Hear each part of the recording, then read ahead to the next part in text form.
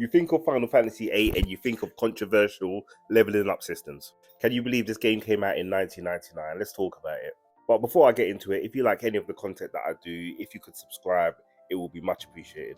So, Final Fantasy VIII, where do we start? So, from a personal point of view, so I finished this game, I played it in the end, but it took me around 4 attempts to get started. I weren't a fan of it at the beginning. Now, I played this one actually after I played 9. So I played 7, I played 9, which I really liked. And then I played this one and I tried to get into it and I struggled. And you know me, I'm all up for people trying something new, and they tried something new with Final Fantasy VIII. So if you remember, the leveling up system was different.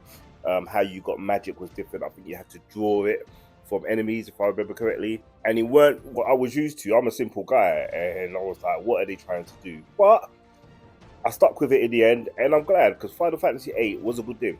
Had some real iconic characters as well.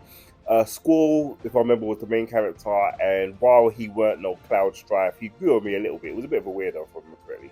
Or an oddball, perhaps. Why am I making it up?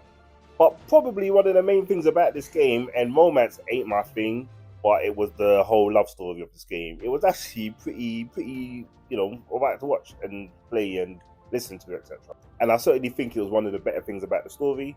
But all in all, I think Final Fantasy VIII weren't as good as 7, weren't as good as 9, weren't as good as 10, but it was a good game.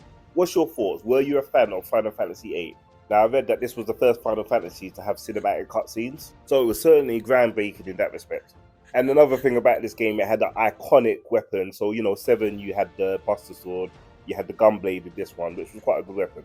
But all in all, not a bad game. Had to talk about it as it came out on this day. Like I said, if you was a fan or if you got anything to say about this game, let me know in the comments. But can you believe this game came out 26 years ago today? Madness.